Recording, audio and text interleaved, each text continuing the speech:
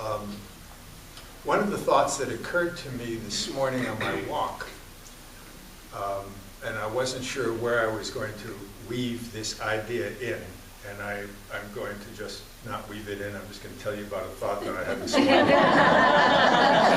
while I was on a walk. There's a Buddhist notion, or a Buddhist misconception. It's the way we understand Buddhism that is a misconception of this idea of no self. So I'd like to speak for a few moments and see if I can clarify that notion of no self so that it's useful and isn't something that we're trying to do and can't do, or something that is absolutely abhorrent to us because who wants to be the center of the donut?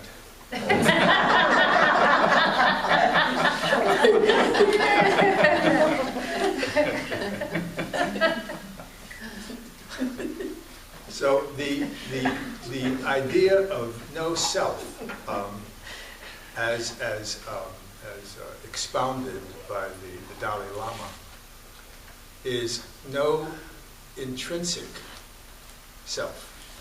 Now, intrinsic means something that is a stand-alone, exists solely unto itself, separate from all that is.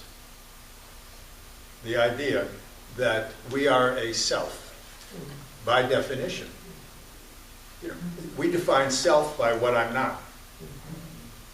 So that kind of polarity sets up a construct or an idea of a self that's separate from all that is. And that it exists intrinsically.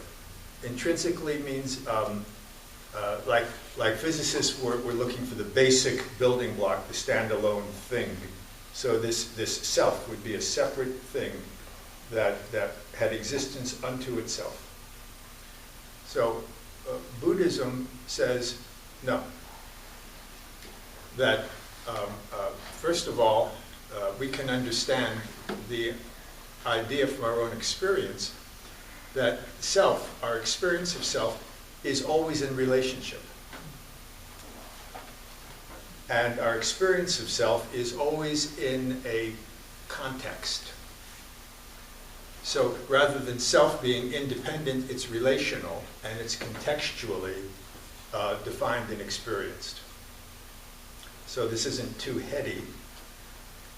Imagine the last time that some of you returned to your family of origin, and the self that you experienced yourself to be, or how it was when you visited the kids, or how is the self, the experience of the self in the workplace, or how is the sense of self in experience with our closest and dearest partner that we can't get along with no matter what.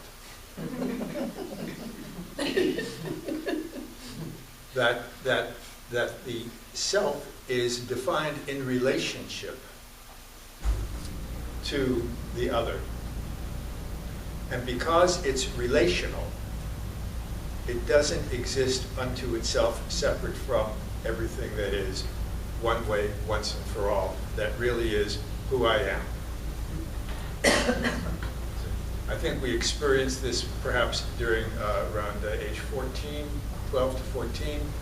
There was a time when we noticed that when we were with our friends, we were a certain way, but we were with these friends, we were another way. When we were with our parents, we were another way. When we were with our siblings, we were another way. We thought, oh, who am I? There was a very fluid sense of self that was contextually and relationally defined. And that continues throughout our life. So the idea that there isn't an intrinsic separate self, that self emerges in relationship and in context. That's what the Dalai Lama means by no self. So now I think we can embrace that. That we recognize that there isn't a self that's separate from how it's engaging, how is the self when it's alone. how is the self when it's exercising? How is the self? So it's no self as separate or intrinsic. I didn't know where I was going to put it in.